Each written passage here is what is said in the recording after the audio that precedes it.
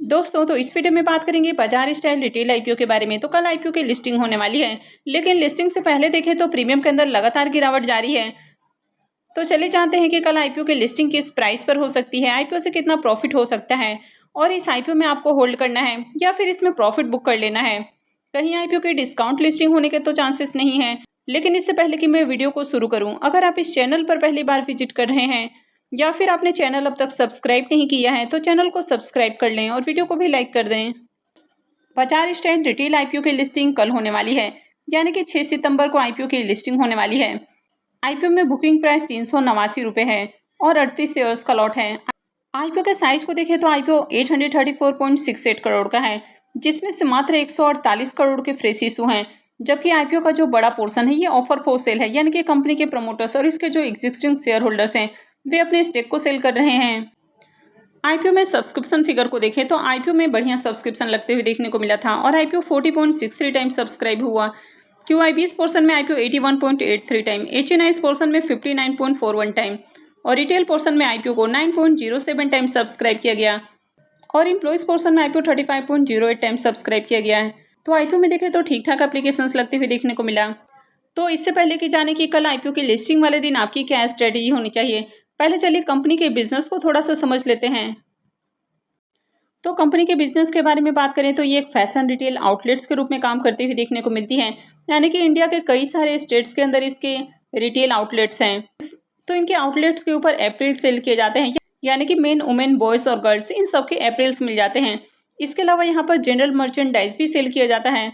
तो कंपनी अभी उड़ीसा, बिहार, आसाम, झारखंड, आंध्र प्रदेश, उत्तर प्रदेश, त्रिपुरा और छत्तीसगढ़ के अंदर अपने स्टोर ओपन कर चुकी है, यानी कि यहाँ पर इनका बिजनेस आपको देखने को मिल रहा है।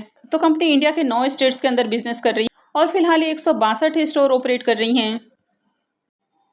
तो कंपनी के बिजनेस को देखें तो कुछ यूनिक बिजनेस मॉडल नहीं है। मार्केट में इस तरह की बहुत सारी कंपनियां हैं, यानी कि कॉम्पिटेटिव सेगमेंट में कंपनी काम करते हुए देखने को मिल रही है। अब कंपनी के फाइनेंशियल के बारे में बात करें तो कंपनी के फाइनेंशियल के नाम पर आपको मात्र यहाँ पर 1 साल का ही फाइनेंशियल देखने को मिल रहा है। तो किसी भी कंपनी के अगर आप मात्र 1 साल के फाइनेंशियल को देखते हैं तो आप ओवरऑल कंपनी के फाइनेंशियल हेल्थ के बारे में आइडिया नहीं लगा सकते हैं।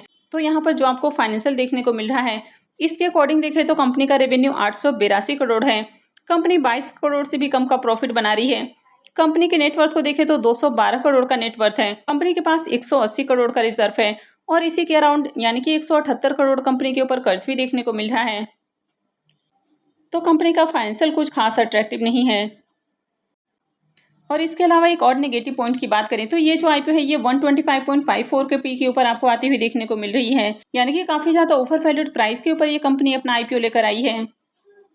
अब इसके प्रीमियम को देखें तो इसके प्रीमियम के अंदर बड़ी गिरावट देखने को मिल रही है, यानी कि पहले इसका प्रीमियम जहां 141 का हाई लगाते हुए देखने को मिला, वो अभी देखें तो मात्र 45 रुपये के ऊपर ट्रेड कर रहा है, यानी कि प्रीमियम के अंदर लगातार गिरावट जारी है। तो कल तक प्रीमियम जहां 50 से 52 रुपये के ऊपर ट्रेड कर रहा था, वो अभी देखें तो 45 रुपये के ऊपर देखने को मिल रहा है और आईपीओ में 38 शेयर्स का लॉट है। तो आईपीओ से 1710 रुपये एक लॉट से प्रॉफिट हो सकता है। प्रीमियम को देखें तो प्रीमियम गिरकर 11 साढ़े 11% का राउंड देखने को मिल रहा है, यानी कि प्रीमियम के अंदर बड़ी गिरावट देखने को मिल रही है। तो मैंने ऑलरेडी इसके ऊपर डिटेल वीडियो भी अपलोड की थी, जिसमें मैंने आपको बताया था कि काफ़ी रिस्की आईपीओ है। यहाँ पर ज़्यादा से ज़्यादा कंपनी के प्रमोटर्स अपने स्टेक को रिटेलर्स को सेल करने वाले हैं और वे भी काफ़ी हाई वैल्यूएशंस के ऊपर सेल कर रहे हैं।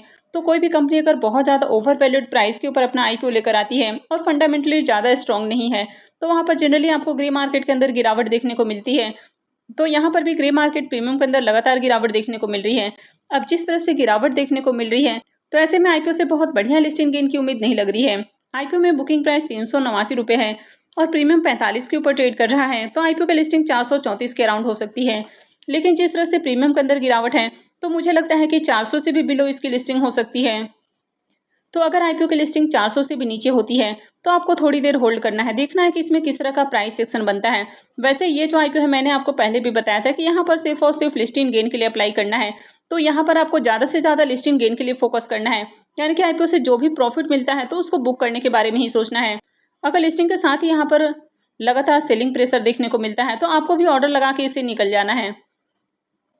और ये जो कंपनी है ये होल्ड करने वाली कंपनी बिल्कुल भी नहीं है, क्योंकि बहुत ही ज़्यादा ओवर वैल्यूड प्राइस के ऊपर ये आईपीओ आया है, तो लिस्टिंग के बाद यहाँ पर गिरावट के ज़्यादा चांसेस हैं।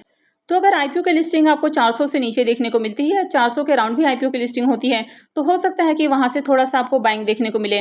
लेकिन जिस तरह से ओवरऑल आईपीओ है, तो मुझे लगता है कि यहाँ पर आपको सेलिंग प्रेशर देखने को मिल सकता है। यानी कि प्राइस जैसे ही थोड़ा-सा ऊपर जाता है, तो हो सकता है कि यहाँ से आपको एक फॉल भी देखने को मिल जाए। तो जैसे ही आपको थोड़ा बहुत इससे प्रॉफिट बन जाता है, तो आपको इसे एग्ज़िट कर लेना है। इसको होल्ड करने की गलती नहीं करनी है। अब आईपीओ में देखें तो प्रीमियम बहुत अट्रैक्टिव प्राइस के ऊपर देखने को नहीं मिल रहा है, लेकिन फिर भी जिस तरह से ओवरऑल मार्केट है, तो मुझे नहीं लगता है कि आईपीओ डिस्काउंट में जाने वाला है। हो सकता है कि आईपीओ की लिस्टिंग थोड़े बहुत प्रॉफिट के साथ देखने को मिल जाए। वैसे इस आईपीओ से ज़्यादा प्रॉफिट की तो उम्मीद बिल्कुल भी नहीं है। तो आपको जो भी इससे थोड़ा बहुत प्रॉफिट होता है, तो उसको बुक करके एग्जिट करना है। अगर लिस्टिंग के साथ ही यहाँ पर आपको फॉल देखने को मिलता है, अगर आपको थोड़ा बहुत लॉस भी बुक करना पड़ता है, तो लॉस बुक करके एग्जिट करें। और जिस तरह की कंपनी है, तो लॉन्ग टर्म के लिए तो बिल्कुल भी होल्ड नहीं करना है, क्योंकि कंपनी का 1 साल का फाइनेंशियल दिखाया गया है, तो इसे कंपनी के बारे में कुछ भी आइडिया नहीं लगता है। और जिनको अलॉटमेंट नहीं मिली है, तो उनको इसमें बिल्कुल भी बाई नहीं करना है, क्योंकि कंपनी देखे तो फंडामेंटली अच्छी नहीं है। और ये आईपीओ भी काफ़ी ज़्यादा ओवर वैल्यूड प्राइस के ऊपर आया है, तो यहाँ पर सेलिंग प्रेशर आपको देखने को मिल सकता है, या लिस्टिंग के साथ ही यहाँ पर एक फॉल भी आ सकता है। तो जिनको अलॉटमेंट नहीं मिली है, तो उनको बाई नहीं करना है। अब काफ़ी बार इस तरह के आईपीओस के अंदर आपको ट्रैप भी देखने को मिलता है, यानी कि जो बड़े इन्वेस्टर्स हैं वो रिटेलर्स को ट्रैप करने की कोशिश करते हैं।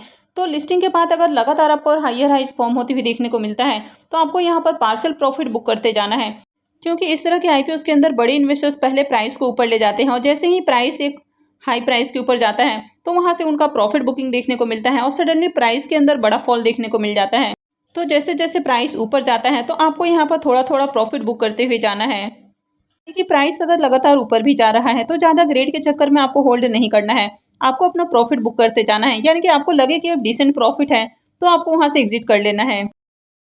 तो आई होप कि आपको वीडियो अच्छी लगी होगी। तो अगर आपने इस वीडियो को अब तक लाइक नहीं किया है, तो वीडियो को लाइक कर दें और चैनल को भी सब्सक्राइब करके रखें। और वीडियो को अंत तक देखने के लिए आप सबका बहुत बहुत धन्यवाद।